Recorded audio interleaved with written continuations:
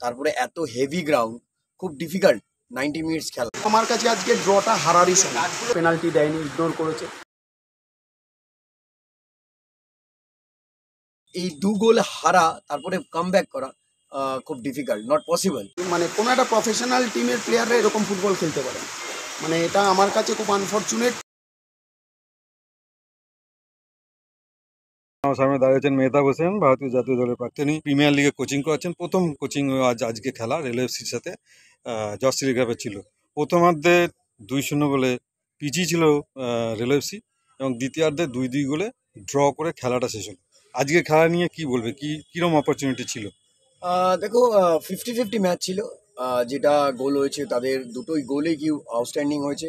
First হাফে ওরা dominate করেছে, আমরা সেকেন্ড হাফে চেষ্টা করেছি ম্যাচে ফিরেছি।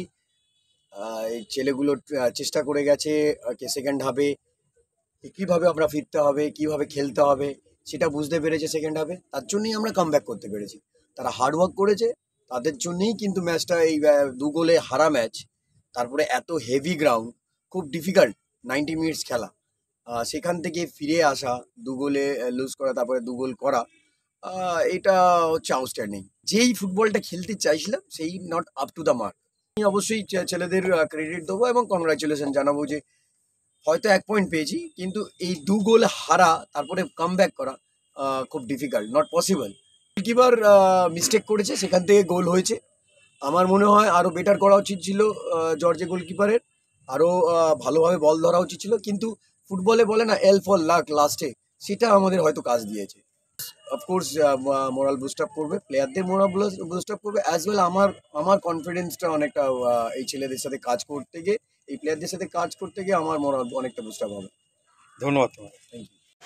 তো আমার সঙ্গে দাঁড়িয়ে রয়েছেন জর্জ টেলিগ্রাফের প্রশিক্ষক সায়ন্তন দাস রায়। সায়ন্তন, আজকে জর্জ টেলিগ্রাফ রেল এফসির বিরুদ্ধে প্রথমার্ধে 2-0 গোলে জিতছিল, এবং দ্বিতীয়ার্ধে খেলাটা 2-2 গোলে শেষ হলো।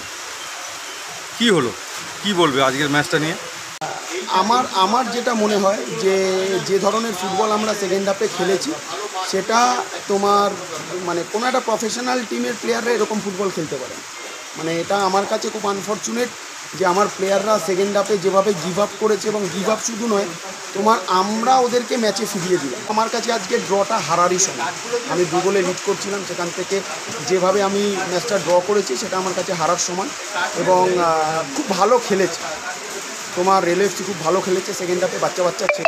এবং আমি অবশ্যই বলবো যে মেহতাবদার ফুটবল কেরিয়ারে যে কঠিন লড়াই বা দৃঢ় মানসিকতা ছিল, সেইটা প্লেয়ারদের মধ্যেও দেখা গেছে। আমি আমার প্লেয়ারদেরও এটা বলেছিলাম যে রেল এফসি টিমটা লড়াই করবে। আমি হাফ টাইমেও একথা বলে গেছি, হাফ টাইমেও বেসিক্যালি, যে রেল এফসি টিমটা এখান থেকে বাউন্স ব্যাক করবে। তো তোরা যদি ক্যাজুয়াল হোস তাহলে কিন্তু এই 2 গোলের কোনো ভরসা নেই। তো আমার কথা যেটা আমি রিজার্ভ বেঞ্চে বা আমি তোমার ড্রেসিং রুমে যেটা বলে গেছি প্লেয়ারদের, তো আলটিমেটলি সেটাই হয়েছে ফাইনালি। এবার অ্যাজ এ প্রফেশনাল প্লেয়াররা যদি এই ম্যাচ বার করতে না পারে তাহলে কিছু বলার থাকে না।